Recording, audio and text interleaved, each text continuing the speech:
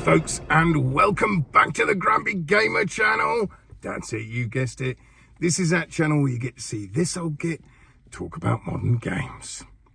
Well, for today's in-car comments, first of all, I want to mention that today is the day when Apollo 13, The Lost Tapes, comes out. Now, it's already out in America. I've been speaking to some people that it's already out on their store. It's not showing on the UK store yet.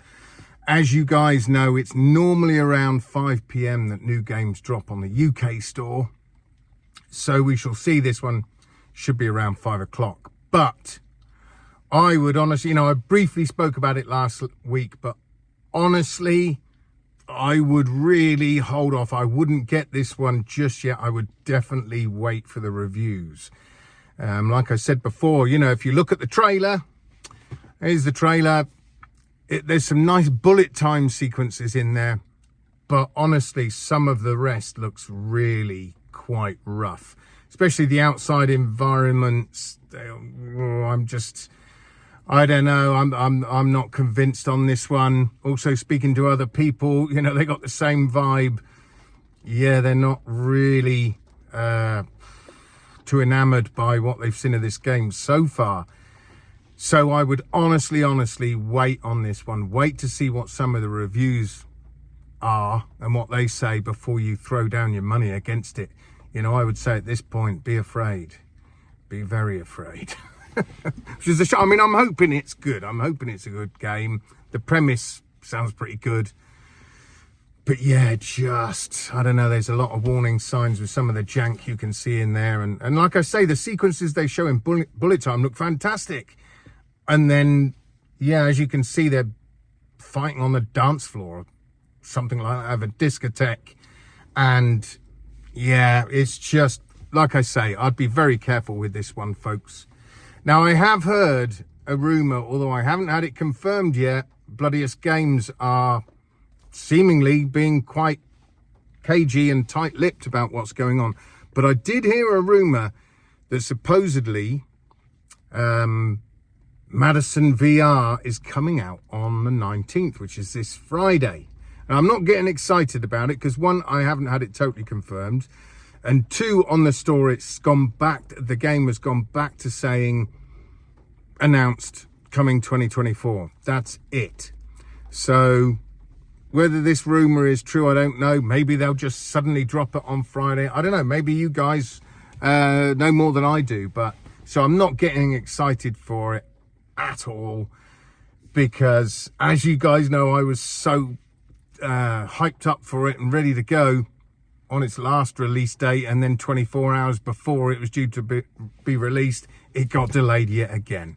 So like I said, this is only a rumor. I've heard that it's meant to be coming out. Someone said it's the physical's coming out as well on the 19th. I don't know, we shall see. But if it does drop, of course I shall let you guys know straight away.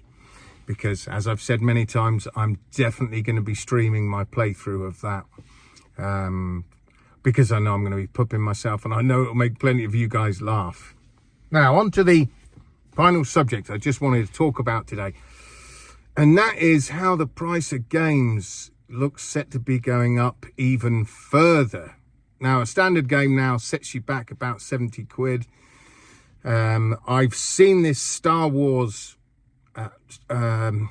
what's it called? Outlaws. Star Wars Outlaws is the deluxe edition's like 110 quid or something like that. Something ridiculous. £100. Now I'm thinking, and we hear rumours that games are going to be going up in price, and we've got to get used to it. So they're not going to stay at 70 quid for long. But the problem is, you are going to start pricing people way out of the market. And all it'll mean is you won't get many initial sales on day of release. People are going to wait. They're going to wait for a sale. If the cost of games goes up ridiculous, even further, you're going to get more and more people doing that. I mean, I know for me, there are flat screen games that I wouldn't mind playing, but there's no way I'm already paying 70 quid for them. Like Alone in the Dark, the new Alone in the Dark. No way I'll wait for that to go on sale. I'll find a physical copy of it somewhere, in a bargain bin further down the line and pay, I don't know, I'd pay 25 quid for it to have a go. But and I can only think of one other game actually that I would, if prices went up even further, that I would still buy it on day of release, and that's going to be Death Stranding 2. But other than that, it's getting to the point where, I mean, obviously I don't play that many flat screen games anyway anymore. It's mainly my VR. But yeah, it's just going to make me do that. If games get more and more expensive, I just won't be buying them anymore on day of release. I've always bought games I'm interested in right on day of release. I used to go down to the 12 o'clock opening of stores, go down for the midnight release of games. I used to do all that, and I didn't mind paying the extra because I didn't want to wait. Whilst now it's getting to that point, especially like I say, for me, because I don't play that many flat screen games, so I'm not interested in them like I used to be.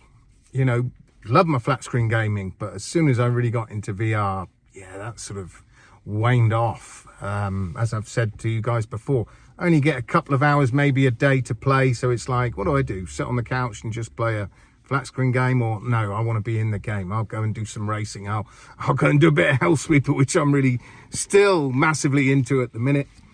So yeah, VR always wins hands down for me.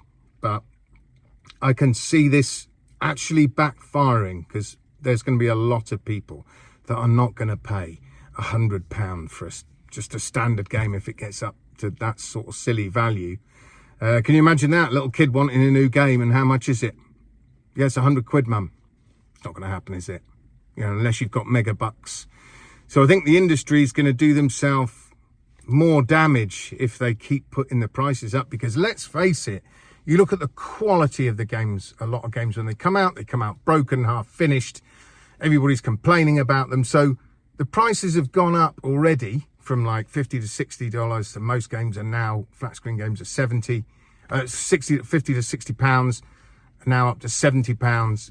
But have the games themselves got better? Have they improved? No. So if they're going to put the prices up even further, we're still going to get broken games come out. And really, you want to pay £100 for that? Nah.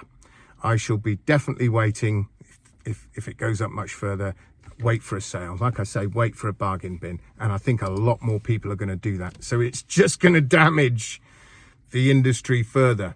You know, they're sort of, this is why I think they want us to go all digital, no more physical copies, because then they've got total control over those games. We can't go off down to a local game shop and pick up a second-hand physical copy super cheap. No.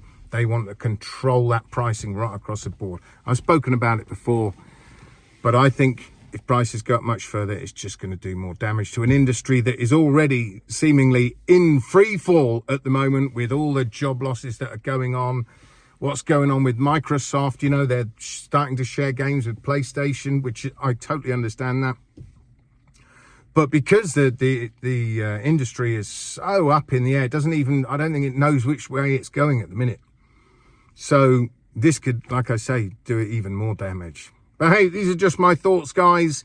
I hope you played some fantastic games over the weekend. Me, like I said, I was playing a lot of GT7 and I was playing a lot of Hell Sweeper. I've now finally just got to the Act 3 boss on Veteran with Hell Sweeper. And crikey, some of the weapons I got now are crazy. I love the maces with the flails, and you can make them longer and longer and longer. They're great fun. There's a broom, so you get a broom is now a weapon of choice for you. I haven't bothered using the broom, but like I've said many times, if you guys haven't played this game and you're thinking about it, I 100% recommend it. There's just constant unlocks. There's so much stuff to unlock with spells and weapons and upgrades, and it just keeps giving, this game. The more and more you go down into it and into the higher levels, and the higher difficulties, it just keeps giving. So it's a fantastic game and a lot of fun. So anyway, folks, that's it from me today. And until next time, I shall see you guys on the other side. Adios.